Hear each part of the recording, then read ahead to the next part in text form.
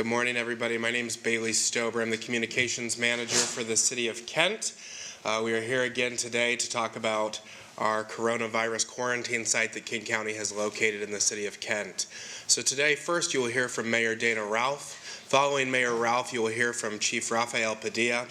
We're going to actually play you a video after the chief speaks that we would like to show you all. After the video concludes is when we will take questions for both speakers. And again, after they answer those questions, we can set up the one-on-one interviews with either of the speakers and make them available to you. So with that, I will give you Mayor Dana Ralph. Good morning. At approximately 8:30 this morning, I received a call from a local business owner making us aware that a patient from the Kent coronavirus quarantine facility had left the facility.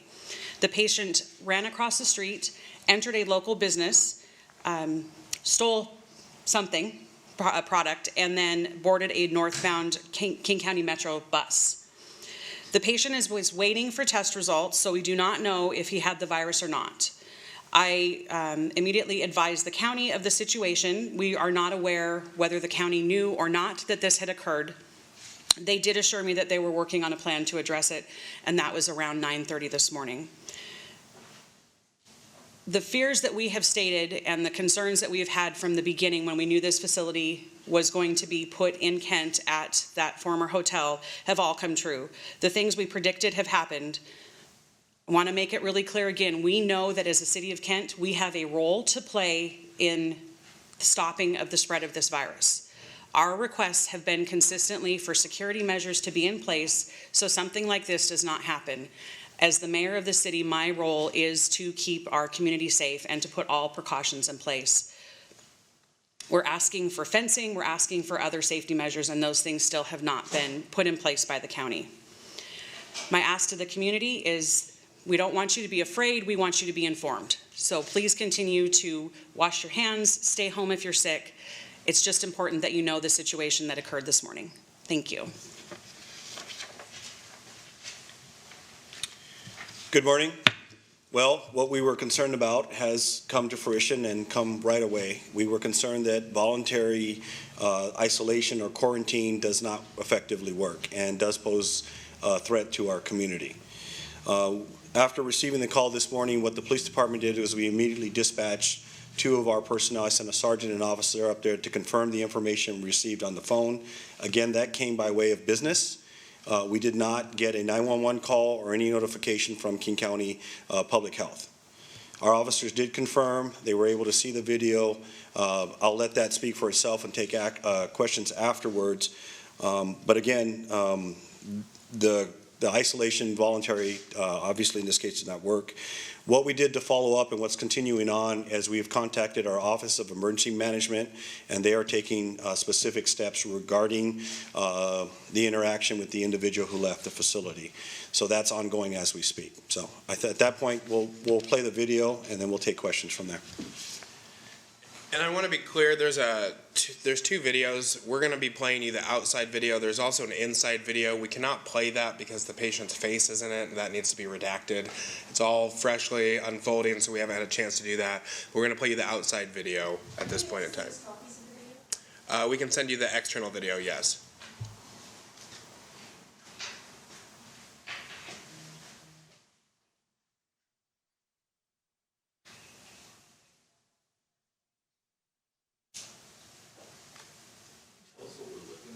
Yeah, so this is from the gas station across the street. It's kind of hard to see with it raining, but at one point you'll see the subject come up to the sidewalk on that side of the street. Security is right behind him, advising him to head back. He runs across. I'll show you when we get there. He runs across and heads in. That's security. Did that play from the very beginning? It didn't start at the beginning. When you say security, is that security at the quarantine site? Correct. So as you can see, they're across the street actually right now. So see the movement across the street? Is that from the beginning, Chris? I don't think it was from the beginning. That looks like the end of it. Basically, I'll describe it first and we'll get it correct on here. But what's going to happen is the subject leaves the quarantine facility, goes to the sidewalk on that side of the facility, You see security putting up their arms, basically trying to dissuade that person from leaving the facility. They're clearly exchanging words. The subject then goes around the security personnel, waits for a break in traffic, runs across the street to the gas station there, enters the business, shoplifts from that business, and then exits that business. Security then follows into that business to confirm that patient is from the quarantine facility, is what is told to the business owner or business staff working there. That patient's from the quarantine facility, please be advised. And then at that point in time, the subject leaves the business and heads and jumps on a bus. Is this from the beginning? Yeah. So was security not authorized to go in and with this guy? We're unaware of the security policies put in place by the county. Bailey, can you, when we see this, can you narrate what's happening as it happens? Yes, maybe. So that's the security guard leaving. I feel like this isn't the right club. This is the end. Is this the 04? Yes. Give us just a second here. We'll get this right. There's a couple different clips. They were so large that they broke it down into clips for us when they sent it. So we need to make sure that we have the right one. Some questions. Yeah, my question is, who's responsible for security at that site, and what are the parameters in which they can secure? I mean, are they allowed to put hands on? Are they allowed to detain? And who provides it? So that is part of the ongoing frustration over the last several weeks, is we do not know what the security plan is for the facility. The county has made it very clear that they do not have authority to detain people against their will, which has, again, been part of our concern. We know that you can't make a medical facility a jail. That is not what we're asking for, but we have been asking for fencing for almost 2 weeks now, because it would at least slow down someone leaving and prevent exactly what happened this morning, or at least have some sort of measure in place. But again, we've been unable to get the county to articulate what that security plan is. And I want to add to that real quick. Even as a law enforcement official or an officer on the street, there is no provision under the law to hold anyone against their will because they're voluntarily at a facility. That's the issue. There is nothing we can do short of letting them do what they want to do and leave. That's our grave concern.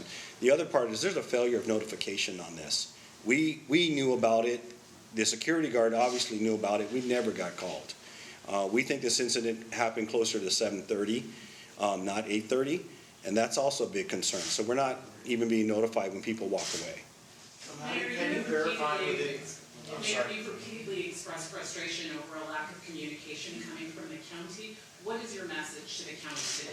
We need to be involved in the process and better understand the plan. We have asked repeatedly for direct communication. We've asked, should someone leave this facility, please notify us immediately.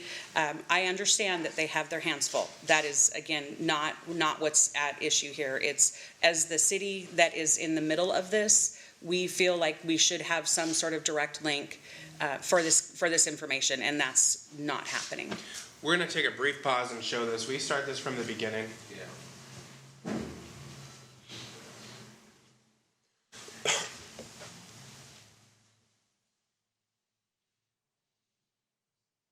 So there's the subject right there out on the sidewalk with security. Security is following right behind him as he walks southbound on the sidewalk, waits for a break in traffic, and then you'll see he'll begin to cross the street.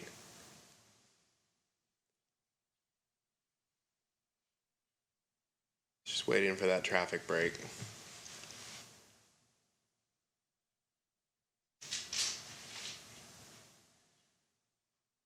Crossing the road right now. Heading off.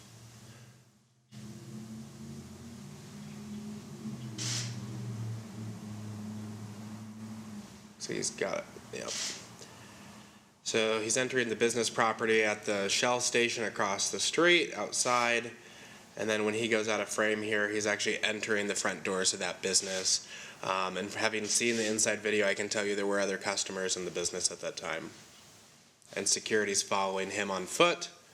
And then goes into the business. Like I said, he shoplifts from that business, exits, jumps on a bus northbound. Security notifies the staff as to what's going on as far as why security is present, and that's a patient from that facility. So with that, we can continue with questions for the mayor and chief. Any idea Amy? where he is now? Do you know who he is and where he is? We don't have any additional information about who he is, where he went. We did receive a copy of a press release that King County put out saying that they had taken the bus offline. Again, no time frame on when that occurred, but we don't have any information. We don't know how many people are in that facility. In that same press release you just talked about, the county says that that place is, the hotel's gonna be for individuals who are able to quarantine and isolate without the need of social services. And obviously it means that they can come and go from that facility. How do you feel about that? So I think what that is referring to is, up until this point, the county did tell us through court documents that they would be providing wraparound services for the people that were quarantined there. So things like counseling and other social services. In my conversation with the executive this morning, he said the shift would be that they would only allow responsible people to quarantine at that facility. We don't have any additional information about what that actually means or how a responsible person is identified. But clearly it means that they can come and go. Which we've known, that has been clear from the beginning. There is nothing in the law, short of an order from a judge, that forces someone to stay in quarantine. And we've been told repeatedly by public health that people leaving a quarantine facility is not of concern to them because generally people self-monitor or are willing to stay on their own. But isn't that the point of a quarantine? That's what has been up for debate for the last several weeks exactly, is what does a quarantine mean? It's my understanding that in this situation, this is something that people agree to do on their own, and there's nothing that can keep them. And the chief can speak to the fact that, again, there's nothing that allows our department, our police department, to force someone to stay there. What is the city prepared to do next to try and stop anything like this from happening again? That's part of the problem. We don't have any authority over this situation. The county and public health are the ones in control here. So our only tool is to continue to be transparent and open with the community, let them know so that they can, again, stay safe, wash your hands, stay out of situations where there's a lot of people around. All of those things is really the only role that we have, and to continue to press the county to include us in their planning, let us know what their policies are, get some fencing up. As you can see, there is no fence, there's no gate, nothing that even slows down someone from leaving, there's no checkout process. Are you confident that this facility is going to be used for what it's intended to be used for, which is a place to quarantine if you're possibly COVID-19 positive, or is it going to be used as a place for people to live in and out, come and go as they choose, if there's nobody giving any oversight? I mean, are you sure that it's going to be used for what the executive said it would be used for? The last ruling from the court commissioner that we had earlier in the week indicated that the county was required to only quarantine COVID-19 patients there during the crisis, during the emergency. Going forward, we don't have any idea what the plans are for the facility, but at this point, the order from the commissioner requires it to only be a quarantine and isolation facility for people that have either contracted or been exposed to COVID-19. You have a court date upcoming on March 20th. What are you prepared to argue there? I'm going to let the chief follow up, and then we'll. Yeah. So going back to that, we were told that the facility wasn't going to be just for a homeless population. We were told that emergency personnel, first responders were going to be put here, possibly students who couldn't find another place to go, or what was the other, single parents with that, other segments of the community were going to come here.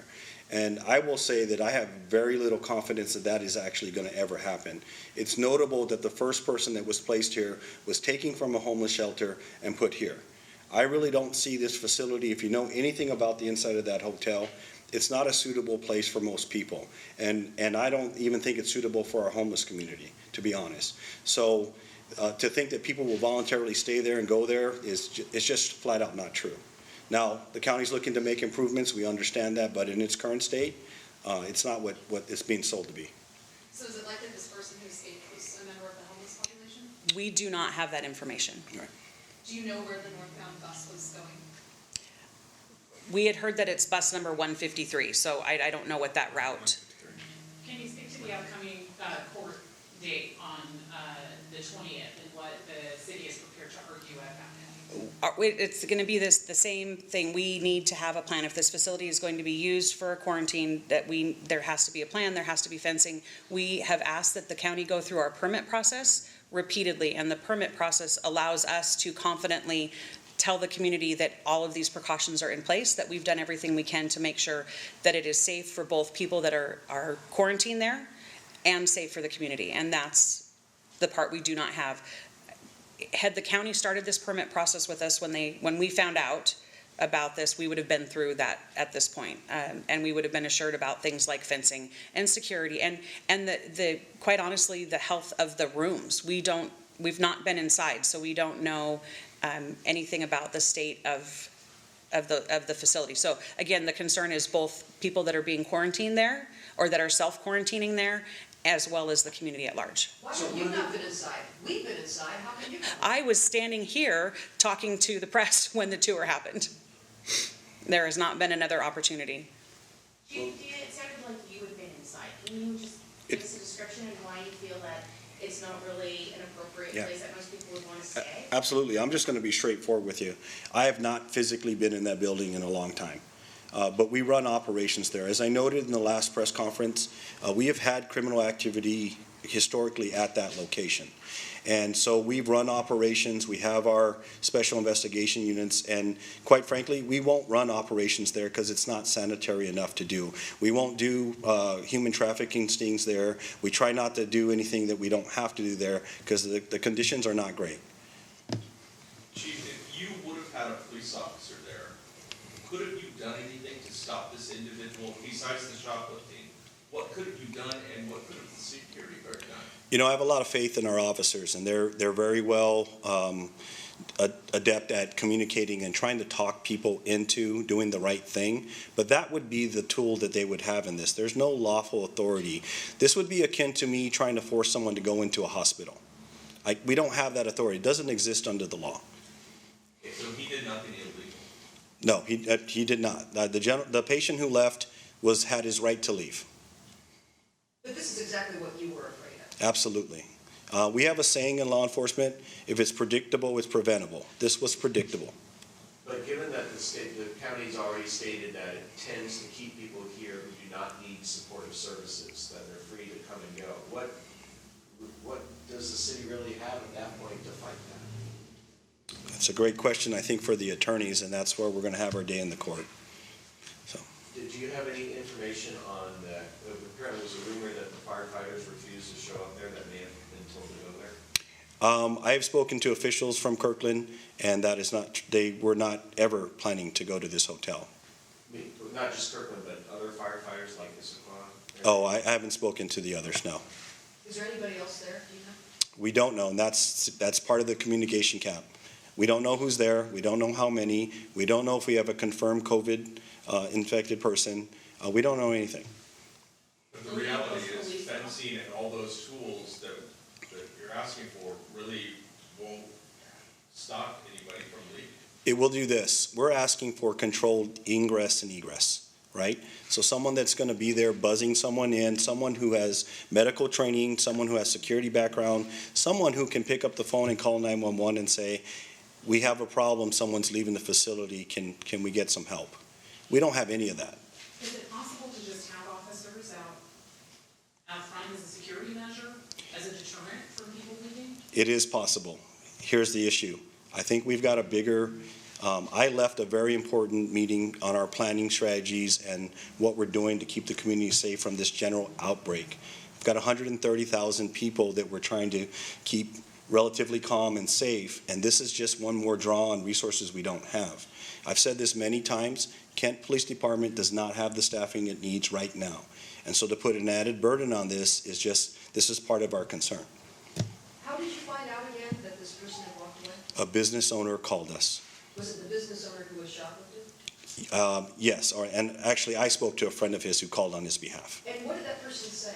I mean, I'm just curious, if you can tell us what that conversation was like, it would be helpful. The mayor had a separate conversation, so I'll let her speak to that. What I received was a call saying, hey, we just had somebody leave and steal a donut from the Shell station there. You know, can you send somebody and help us, basically? So he allegedly did do something illegal, which was to shoplift. So even though leaving the premises of the quarantine site wasn't illegal, the shoplifting is. That is correct. Understand that we think we were notified about this about an hour after it happened.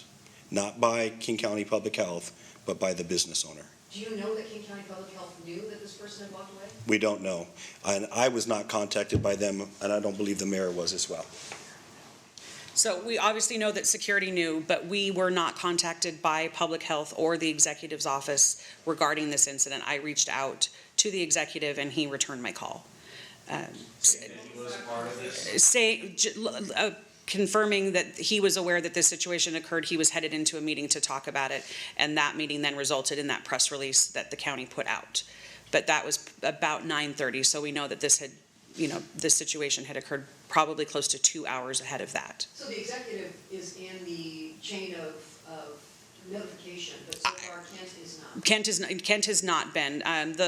We did have a phone conversation with King County again yesterday, and the final ask that I had was, I really need you to keep us in this loop. We're finding things out in the media. So you all are putting out information in some cases sooner than we have it, and that's not okay. Again, we need to be informed. We need to be able to plan all of those things. And it's the question that my office is getting repeatedly all throughout the day. What is Kent doing? So we don't have any authority over that property. The planning process was not followed. King County is not engaging us in a meaningful way. We still have a long list of questions that are unanswered, which we will continue to pursue because it's my job to keep this community safe. Do you know when the test results are expected on this particular? I do not have any idea. When I say that we don't have any information, I honestly can look at you all and tell you we don't have any information. I received the same phone call that the chief did about 8:30 this morning, saying that someone had left the facility, gone and shoplift a donut. And we can see that on the video that we have, but it's got customers' faces in it, so we're not showing it at this point. And then it shows security coming in behind him into the convenience store. Mayor, how angry are you? I'm angry. I'm frustrated, and I feel like our entire city through this process continues to be disrespected. Business owners have organized interference along the Central Avenue area. That is correct. They've had some dialogue with the county, but again, they're being pretty much to go unanswered. That is correct. So I've been in contact with several of them, as well as sort of the spokesperson for the group, and they're running into these same roadblocks that we are. Is just the lack of communication. What kind of a response would you like from Executive Constantine? I would like to know what the plan is to keep our community safe and keep the people in that quarantine facility safe. I want fencing put up. As the chief said, we don't have the right to force people to lock them in. That is not what we're looking for, but there should be some sort of process. If you're staying in a hotel, you have to check out of a facility, right? You have to turn your key in. There's nothing that stops this from happening, and the sad truth is this was our concern from day one. When we heard about this through the tip, not directly from the county, our internal conversation is what happens when someone decides that they're done being quarantined and they come out into the community. The other thing I can tell you, I know that there are people all over our region that have been exposed to this virus. The problem that we have here specifically is taking a known quantity and introducing it into the community. That feels like it's adding a layer of burden of, I don't know what the right word is. I'm frustrated, I'm angry, and we're doing everything we can to play our role, take part in this. We know that we've got to contain this virus. We've heard significant news with school closures and all of those things. So this again is not Kent saying that we don't believe that this is something really big, but we need to be included in the conversation, and it shouldn't be via the media, and it shouldn't be via our business owners who are watching these kinds of things unfold and then having to report it to us. Someday, the COVID-19 crisis will be over, and King County is still going to be the owner of that building. Are you concerned about who will be housed there? in the future, We're- after this is over? We are extremely concerned. What we learned in one of our first conversations with King County Public Health is they had been looking at this hotel for some time with the intention of quarantining hepatitis A, TB, and measles patients. All of that was done without any communication with the city, and our concern now is simply strengthened that if we put that quarantine facility in the middle of our town, at one of our largest gateways, surrounded by businesses, that doesn't seem like a safe practice. Not denying that these facilities need to exist or that there even isn't some place in Kent that might be appropriate for this. Our concern is the location and the lack of the county being able to articulate a plan to us. Any other questions?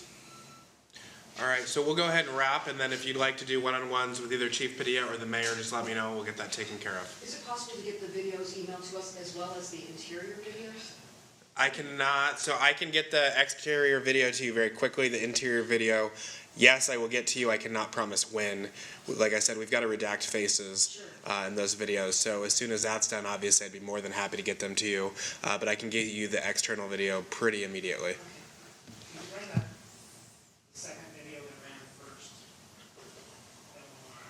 The one of the security guard just leaving? Yeah, when he ran the first one, the second one. Oh, when he actually crosses and comes over? Yeah, we can play that one more time.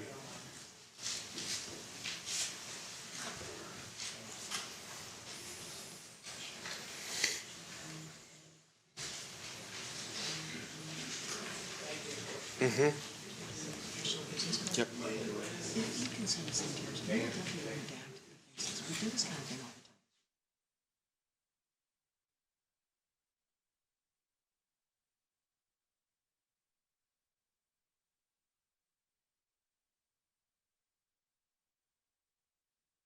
Experience hands-on educational displays.